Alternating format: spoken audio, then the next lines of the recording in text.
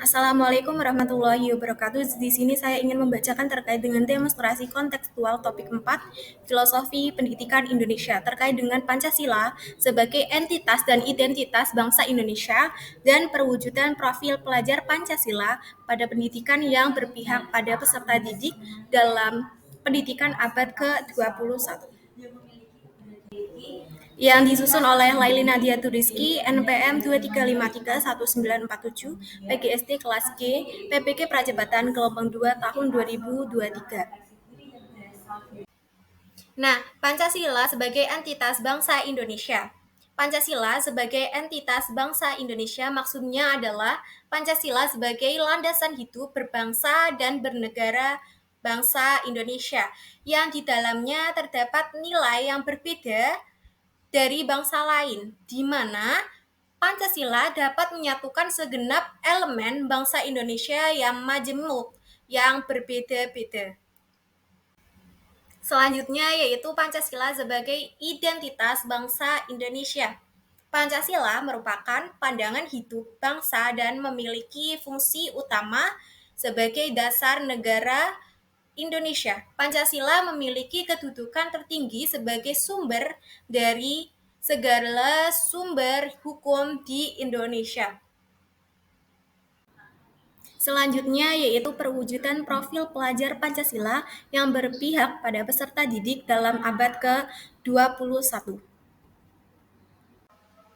Nah, selanjutnya koneksi. Pancasila sebagai dasar negara memiliki nilai-nilai khas Indonesia seperti nilai religius, kebinekaan, gotong royong, dan sebagainya.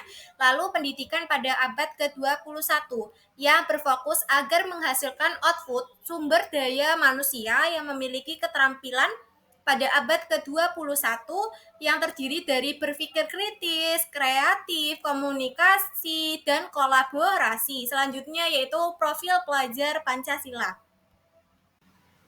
Nah, pada profil pelajar Pancasila memuat nilai-nilai yang terkandung dalam Pancasila dan keterampilan pada abad ke-21. Terdiri atas 6 dimensi, antara lain yang pertama beriman dan bertakwa kepada Tuhan Yang Maha Esa. Yang kedua, berkebinekaan global. Yang ketiga, bergotong royong. Yang keempat, mandiri. Yang kelima, bernalar kritis. Yang keenam, kreatif. Cara mewujudkan profil pelajar Pancasila dalam pembelajaran abad ke-21 saat PPL 1 di SDN Pandian Lamper 01. Yang pertama yaitu pada sila ke-1, Ketuhanan Yang Maha Esa. Dimensi beriman dan bertakwa kepada Tuhan Yang Maha Esa. Yang pertama, berdoa sebelum memulai pelajaran dan mengakhiri pembelajaran. Yang kedua, membiasakan literasi keagamaan sebelum pembelajaran. Yang ketiga, berbuat baik kepada seluruh warga sekolah. Yang keempat, menjaga kebersihan lingkungan belajar. Yang kelima, menaati peraturan yang berlaku. Selanjutnya pada sila kedua, kemanusiaan yang adil dan beradab. Dimensi kebinekaan global, mandiri, dan kreatif. Yang pertama, ada menggunakan bahasa lisan sesuai dengan konteks pembicaraan dengan lawan komunikasi. Yang kedua, mendengarkan dan menghargai pendapat. Yang ketiga, menghargai perbedaan dari berbagai aspek, misalnya agama, suku, ras, dan etnik. Yang keempat, yaitu berlaku adil kepada sesama manusia.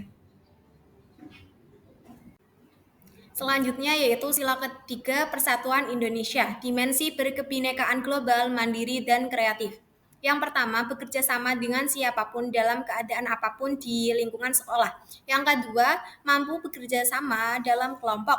Yang ketiga, bersikap simpati dan empati terhadap sesama warga sekolah. Selanjutnya pada sila keempat, kerakyatan yang dipimpin oleh hikmat kebijaksanaan dalam permusyawaratan perwakilan. Pada dimensi bergotong royong, bernalar kritis, kreatif. Yang pertama, mampu mengemukakan ide kreatif secara konseptual dan praktikal. Yang kedua, bersikap terbuka, menghormati, dan responsif terhadap perspektif yang baru dan berbeda.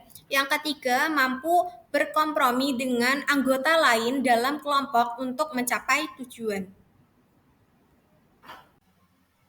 Selanjutnya, sila kelima, keadilan sosial bagi seluruh rakyat Indonesia.